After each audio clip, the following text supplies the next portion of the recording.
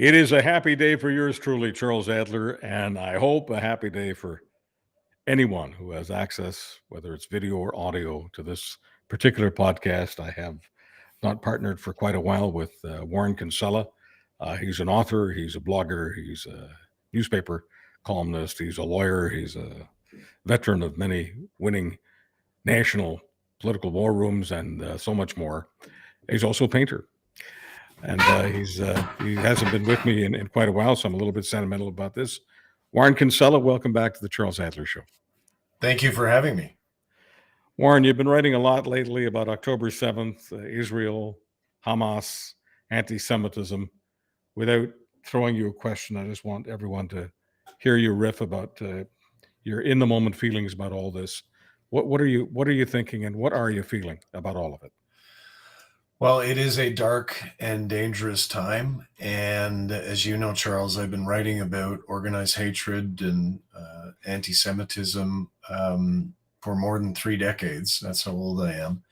And I always knew it was there. It was there in every part of this country, in every region. But I have to admit, I did not know it was as bad as it is. And, the forces of hatred, I didn't know they were as numerous as they are. And we're seeing it manifest itself all over the place in ways that I don't think any of us expected. So it's scary and it's upsetting, but it's incumbent upon those of us who have a view that is, in my case, supportive of Israel and supportive of Zionism and supportive of tolerance, to step up and speak up because, as the saying goes, all that it takes for evil to prevail is for good people to do nothing. So I think all of us have to step forward and add our voices and push back. Now, the other day, in one of your tweets, and yes, I'm one of your many, many followers, you mentioned that the Jews were around at the time of Jesus. And of course, for people who don't know, I guess breaking news, Jesus was Jewish. But the reason for that piece of real estate in the Middle East, why did you mention that Jews have been around that area for thousands of years? Why does that matter to the overall global discussion that we're having? Because history is being deconstructed and essential truths are being denied. Most recently, that Israeli women were raped on October 7th. We've had members of legislatures. We've had prominent people denying even that. So I guess Me Too is important, except when it involves Jews. So history is being ripped apart before our very eyes, and it is absolutely critical that those of us who know a little bit about it tell the truth of history. And the truth is that Jews, Hebrews, were in the area now known as Israel for thousands of years before Christ. And Christ himself, as you point out, and I'm an Irish Catholic, full disclosure, was a Jew at all relevant times. He was a Jewish rabbi. And,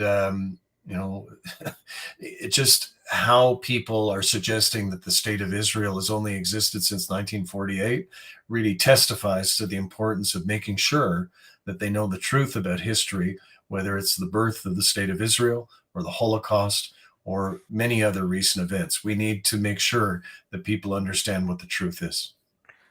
So if we're into full disclosure mode, and I guess we are, full disclosure, I'm not a Christian, but I love the teachings of Jesus, and I don't know why any rational, hopeful, loving individual wouldn't be. But that's everyone's a business, and I'm not saying this from a religious perspective. I'm saying it from a philosophical, from an idea, from an inspirational perspective. Jesus Christ, one of those inspirational human beings who ever walked on this earth, and whether or not I choose to accept him as a personal savior is not the point at all.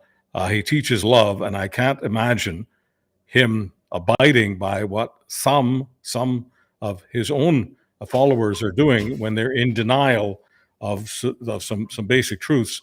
Now, one of the reasons, Warren, I gather it's important to talk about how Jews were in that neighborhood thousands of years ago is because I guess many people believe, and I hate to put it this way, but certainly many Gen Z people seem to believe the Jews only showed up there 15 minutes ago and stole a lot of land and killed a lot of people. And I don't mean to sound simplistic. I'm repeating the simple crap that I've been hearing. How could so many millions of people, especially in what we call Western civilization, be so utterly uneducated?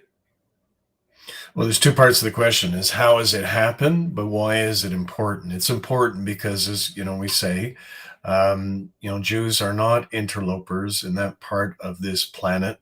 They have been there for a long time. And so I understand the desire of Hamas and Hezbollah and anti-Semites everywhere to deny the reality of the Jewish people and the Jewish state. But as I say, we cannot let that prevail. We need to make sure that that story is told. But how is it happening? Since October 7th, some extraordinary things have been happening that all of us, I think, never thought we'd see in our lifetimes. There was one day, I don't know if you recall, Charles, where there were a bunch of kids, affluent white kids, in a high school in San Francisco, one of the most expensive cities in America, and if not the world. And they had staged a walkout, not just in support of Palestine, but in support of Hamas, even after the truth of what Hamas had done on October 7th started to come out. So I dug into it as a researcher and a writer, like, how the hell has this happened? And because the same week that happened, Harvard, which has got problems of its own these days, released a study showing that 55% of 18 to 24-year-olds in the United States of America believe that Hamas was right to do what they did. And that just blew me away. It's like, how the hell can that happen? It's just so terrible what happened on October 7th. How could these kids believe that? The main search engine, this is a long answer, I apologize, to a short question.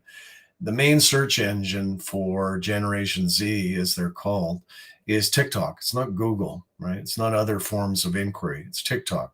And TikTok, which is mainly headquartered in the People's Republic of China, is a manipulated platform. It is designed to communicate to young people all kinds of things that are often untrue. One of which is that Hamas was on the right side. So that to me testifies to the critical need to ensure, like, hate. The one thing I've learned about hate over the 30 plus years I've been writing about this stuff, hate flourishes where there is ignorance. It's a cliche, it's obvious, but it's so true. James Keegstra, who taught Holocaust denial and anti-Semitism in a classroom in Eckville, Alberta, for 14 years, unmolested, unopposed. He was able to do that in large part because there was not a Jew within a 2-hour drive of Eckville, Alberta. It's between Calgary and Edmonton. So, what we need to do is be making sure that we're educating young people and ourselves about the reality of evil forces like Hamas, and also the reality of the state of Israel. And it's easier said than done. I know we're talking about a 10 to 20 year project here, but we got to get to work, because obviously everywhere, all of us are seeing it. We've got a big problem. Warren, you've been studying and writing about hate for quite some time. And I know that you take the subject very, very seriously, as more and more of us are, in light of the events of October 7th and what's happened after that. So I need to ask you this question. And if you feel that the premise of the question is incorrect, we've known each other for a long time. I can take criticism, and I can certainly take criticism from you. So if I'm incorrect in what I'm positing here, please take me out. Here's the question. Of all the identifiable groups, whether they're religious, ethnic, racial, orientation, you name it, why is it that it's easier to stoke hatred against Jews than anyone else? Why is Jew hatred the easiest fire to start? Well, you know me long enough to know that I'm always going to try and tell you the truth. I don't know, Charles. Like, I don't get it. It's not racial. Jews are not a race.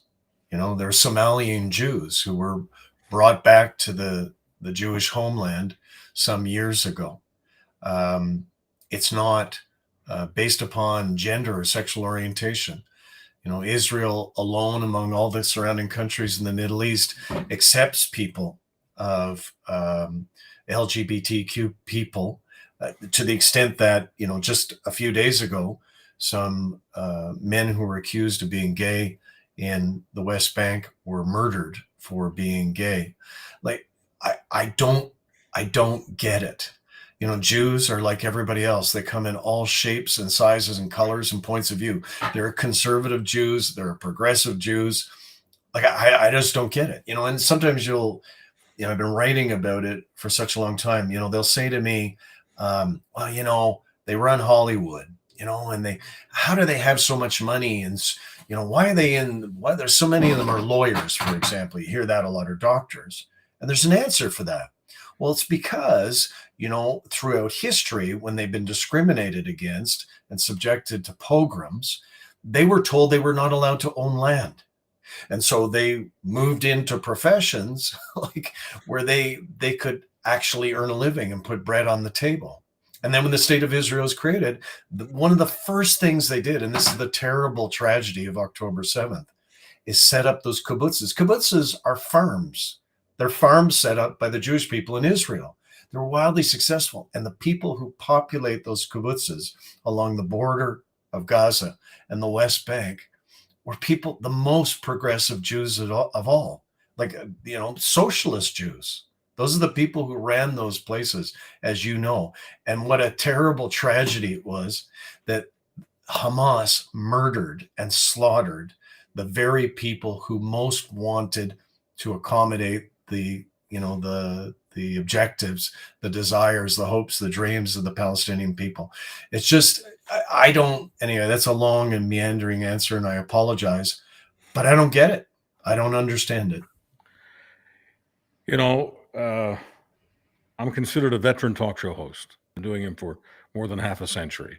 I could go into any part of Canada, the United States, and if I had a translator, any other part of the world, but certainly any part of the English-speaking world where I can be most effective. And it doesn't matter whether it's a big city or a small town. If I'm brand new to the market, I turn that microphone on and I want to get reaction, hot and heavy reaction immediately, and make a name for myself, make impact. The easiest way for me to do it, I could be in a coma and I could get this done, is to spew anti-Semitism, is to spew hatred of Jews, cobble together all those conspiracies, convince people that Jews are at the root of all that is wrong in their society, their culture, their country, and their life. It's easy to do. I'm not saying I couldn't do that with other groups, but there's nothing easier to foment than Jew hatred. And if the average person were asked, hypothetically, could you foment Jew hatred around the world after more than 1,400 of them were slaughtered the way they were on October 7th, and the rapes and the kidnappings and the children and, could you use that event to stoke Jew hatred? I'm positive, Warren, that the average rational person would say, what a ridiculous question that is. It is, but it's happening all over the place, like Indigo, okay? Indigo, it's a bookstore. They sell books and candles and towels. It was targeted by 11 people, including a elementary school music teacher and a paralegal and a professor. Like, they've been charged now, right? So I guess I should say it's alleged. They targeted a bookstore in downtown Toronto because it's owned by a Jew. Like, it is bewildering. It is inexplicable. Like, on the weekend, I had some friends, one of my friends who I've known for such a long time. And this friend said to me, well, Palestinians aren't allowed to become citizens in Israel. And he believed it. And I looked at him and I said, to him, Palestinians are part of the judiciary in Israel. They're part of the armed forces. Right? They're in the Knesset, in the Israeli legislature. Our points of reference, our shared knowledge, the things that we can all agree upon have become disconnected. And that is a very dangerous time. As Goebbels, the Nazi propaganda minister, said, if you're going to tell a lie, make it a big lie and say it over and over again. Sooner or later, you're going to get some sucker who believes you. I believe that is what is happening. And the principal medium for that to take place is the one that we're on, is the internet. There is just widespread abuse of platforms, including on X. You had the richest man in the world saying that the white replacement theory was true. He said that. Like, it's just extraordinary, the stuff that's happening. We have to all push back. White replacement theory, anti-Semites spread the white replacement theory. You had the march in Virginia, Charlottesville, where Donald Trump said there were fine people on both sides, and they were talking. The marchers with their torches were saying, "They will not replace us," and they meant Jews will not replace us. Jews. I'm sorry, they said. So thank you for the correction. Important correction. Jews will not replace us, meaning that there's this replacement theory, conspiracy theory, that Jews want all white people, generally meaning white Christian people, to be replaced by people of color. They want people of color coming into the United States or whatever country the Jews are in to wipe out economic opportunity for white Christians. And once again, as crazy as that sounds, it's very easy to get millions, not a handful, to get millions of people to believe in this. Now, I want to talk about the blame the victim business, because there's no way that you have any kind of a conspiracy theory that focuses on hate without then blaming the victim. So some people want to blame the victim because they're not happy with the Netanyahu government. I've never heard you say anything positive. I've never heard myself think or feel anything positive about the Netanyahu government. But many of the people who want to blame the victim say, well, it's because of Netanyahu. If it wasn't for Netanyahu, we wouldn't have all this anti-Semitism and we wouldn't have Hamas. Your take on that excuse? It's Netanyahu's fault. No, Hamas has existed. Their charter was written in 1988, long before Netanyahu achieved any kind of significant power in Israel. So it's bullshit. Hamas and the PFLP, and it's always had a predecessor organization, the PLO, you name it. There's always been a terrorist element, subjugating not only the people of Israel, but also the people of Palestine. Because the thing to keep in mind, and I say this as an Irish Catholic, I liken this often to Northern Ireland. The people who are most persecuted and most put down by Hamas, who's really run the place for 15 years in the West Bank, in Gaza, is Hamas, the Palestinian people. And like in Ireland, you couldn't speak out against the IRA because you'd get killed. And so the IRA hid themselves amongst the populace in Northern Ireland and extended that problem for many, many years as well. So there's a model that they've pursued, but I think, Israel's decided to prosecute this war and try and eradicate as many elements of Hamas as possible. But on Netanyahu, let me say, and here I'm a Zionist and I'm saying this, Netanyahu is a crook. Netanyahu is facing, when this war concludes, which hopefully is soon, he is facing 3 separate corruption prosecutions. 3. And then the New York Times revealed yesterday is not only is he likely a crook, he's also incompetent. As prime minister, the reason why he was elected prime minister is he promised security. Well, there was a complete failure of security in the state of Israel on October 7th. And then the New York Times reports yesterday, he was warned, clearly and unambiguously warned about what was going to take place a year ago, and he dismissed it. So I don't think Netanyahu, I think he's a goner. I think after the war is over, he is going to be gone as well, and good riddance. But to say, to suggest that Netanyahu is the reason for the waves of anti-Semitism that we're seeing, you'd agree to that? That's a misplaced excuse.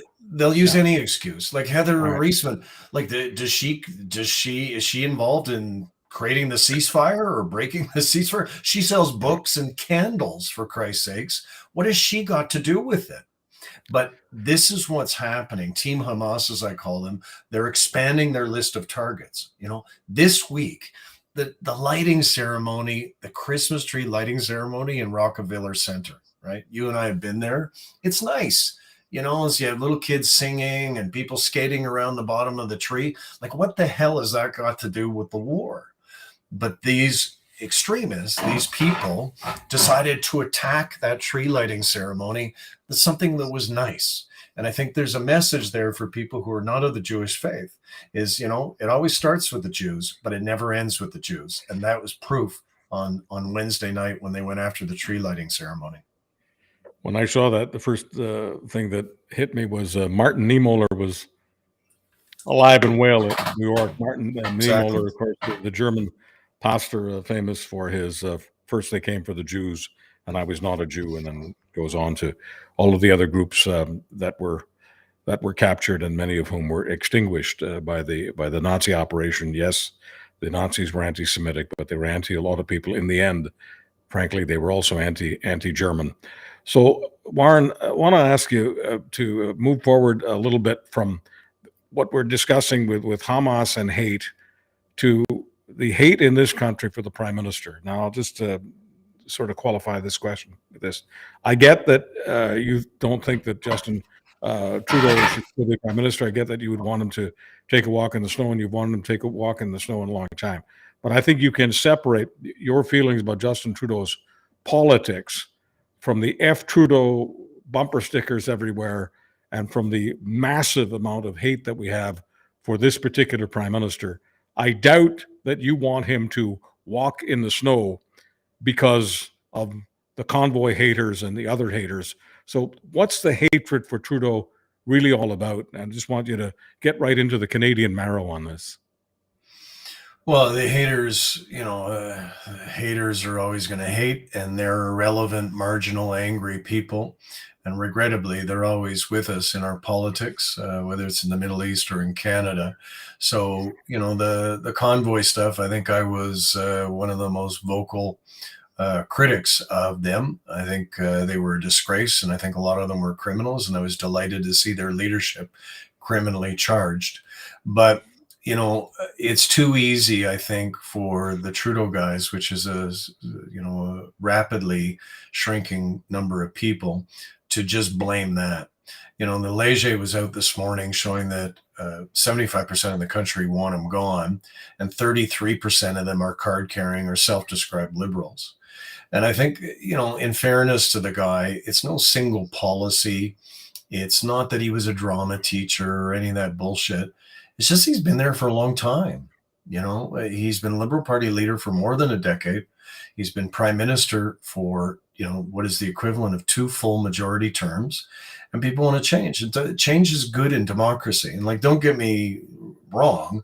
You know, I don't like Pierre Poilievre either. I think he's a dick. But, you know, governments defeat themselves, as I say all the time. You've heard me say that a lot. Justin Trudeau is busily and cheerfully defeating himself. You know, he needs to accept the reality that the majority of the country want him gone. They want to change. They believe it's good for democracy. They believe it's good for the country. I believe some of them will come to regret it. But, you know, he's got to go. Like at the end of the day, you know, I was the special assistant to a prime minister. I've run as a Liberal candidate. I am a Liberal. I am like somebody like me. They've lost me. And it's not just me. There's lots of people like me. And they've lost me because I think they have become what they came to Ottawa to change. They became the very thing that they said they opposed. So it's you know, it's good to have a change. And, you know, I don't see Poilievre being there for a long time. But Pierre Poilievre is going to be prime minister. There's just no doubt about it. So Joe Biden has been president since January, was when he took his oath of office, January of 2021. This is December of 2023. So you run the numbers. Joe Biden hasn't been in office for 8 years. Joe Biden hasn't even been in office for 4 years. It would seem to me that there's as much antipathy to Biden as there is to Trudeau. Your thoughts? Yeah, you're right. And, you know, full disclosure, I work for Biden. I'd worked for Hillary in a bunch of states before that. You know, the only political campaigns I work on really now, well, I helped out a municipal candidate last night in Toronto and we won. Yay, Parthy. But, you know, I don't get involved in federal campaigns. I work for the Democrats. And so I love Joe Biden. and I have some affinity for older candidates who get called yesterday's man, who have some difficulty with the English language and end up surprising everybody. They get underestimated, right? Chrétien's a lot like Biden. But, yesterday, Charles, my blood ran cold. 27% of independents are all that Biden has got. He cannot win without, because you've lived in the States, I've lived in the States. He needs independents backing him in 2024 in the way that they did in 2020, and they're just not. So I think it's unfair and ridiculous, the age thing, because Trump, is a son of a bitch, is only 4 years younger than Biden. But for some reason, and the American economy, what are they? 10% of the world's economy, world's population. They're 40% of the world's economy. Everybody in the United States, you're doing well. It's like we're all jealous of you, United States, but they're mad at Biden. I think it's the temper of the times. When you look at Poilievre's support, he's an angry guy. That's how he became leader. And it amazed me that he did, because usually, in a campaign, you have two buttons, hope and fear. And hope is just a better button, right? It's hard to sustain fear and anger for a long period of time. But Poilievre has done it.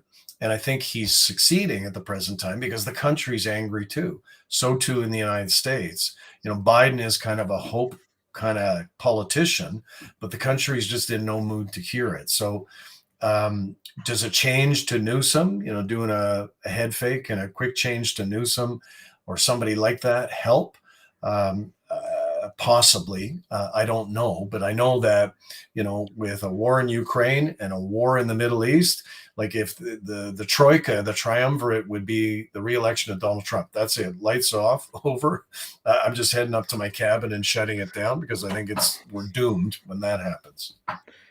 If Donald Trump wins the election in the fall of 2024, so the fall of next year, about a year from now, if Donald Trump wins that election, does that bode well for Justin Trudeau? Do many Canadians look at the election of Donald Trump as a reason for going to Trudeau, even if they're not crazy about him? Well, to some extent, Trudeau was assisted by Trump. If you looked at particular issues, whatever mistake, when Trudeau wore blackface, which is an egregiously racist thing to do, Trump could always be counted on to do something worse. So yes, Trump does assist somebody like Trudeau. But by the same token, we're Canada, right? We don't have an army. We don't have, strategic power. We don't have a diplomatic voice that's listened to really anymore. So we can't really get into a fight with the United States. So if, let's say, Trump gets reelected, we can't be in the business of pissing on his shoes. Trudeau wisely didn't. I think we all know he didn't like Donald Trump. He opposed Donald Trump, but he's not going to come out and take a swipe at Donald Trump because they can punish us, with trade and other things. So, yes, he would benefit from it to some extent, but not to the extent the Trudeau guys are convincing themselves. I say Henry Kissinger. What does Warren Kinsella say? This gets back to the first thing we talked about. I have been, my way my parents raised me, and I think you know it. You don't speak ill of the dead, and because it comes back on you. It's bad luck. It's a bad thing. And I have been shocked by the reaction I've seen of some people I know and I respect about the death of Kissinger. Yes, I know Cambodia. Yes, I know Nixon. Yes, I know all of that. But when the Yom Kippur War happened 50 years ago, he saved, I think, is one of the people along with Golda Meir, he saved the planet from being plunged into World War III. So he wasn't entirely bad, just like all of us. I wonder, Charles, if anti-Semitism is in the mix a bit, because he was Jewish, and the vehemence and some of the stuff I've seen about him, I just wonder if it's mixed in with what's taking place in Israel at the present time. He was Jewish, but he did say to Richard Nixon that he was Jewish as an accident. It was an accident of birth, and that if he wasn't Jewish, he would be an anti-Semite because their anti-Semitism has been around for more than 2,000 years, and so the Jews must be doing something wrong. Yeah. No, he was an asshole, like for sure. But I just, Your parents, you know, your late parents would not be upset, even though the body isn't cold yet. They wouldn't be upset at their son Warren calling Kissinger an asshole. no, he committed widespread carnage and murder in Cambodia. He extended the Vietnamese conflict, which was a terrible conflict. Yeah, for sure. But you know, it's just the vehemence of it, the personal nature of it. You know, it's like getting back to what we were talking about with Heather Reisman. Why Heather Reisman? You know, like, well, what's the big deal? And I think, you know, anybody who runs a Jewish business or is a Jew these days, Cafe Landwehr in Toronto or a community center, like, you know, there's bad things taking place. And there really is a vein of anti-Semitism revealing itself in a way that a lot of us haven't seen before. Warren, I missed you a lot, brother. Thanks for having me on. Don't edit out like the good bits. Just edit out the bad bits. Okay. Thank you. My friend, lawyer, war room veteran, author, lawyer, blogger, newspaper Can't keep a job. Can't keep a job. Yeah. The itinerant Warren Kinsella, and I should mention painter as well. Yes, he's a house painter, but he's also an artist. Warren Kinsella joining us from somewhere in Canada. I mean, he's in witness protection, folks, so I don't know where he is. No, you can find me. I got an Israeli flag flying out front. If they're going to take me out, they're going to do it. They're going to find me. I'm not hiding. So come and get me, motherfuckers. My bud has more guts than the slaughterhouse. Warren Kinsella and yours truly. You can find us on any podcast, on any platform, Google, Apple, Spotify. I don't care. Warren doesn't care. Thank you for joining us on the Charles Anthony Show.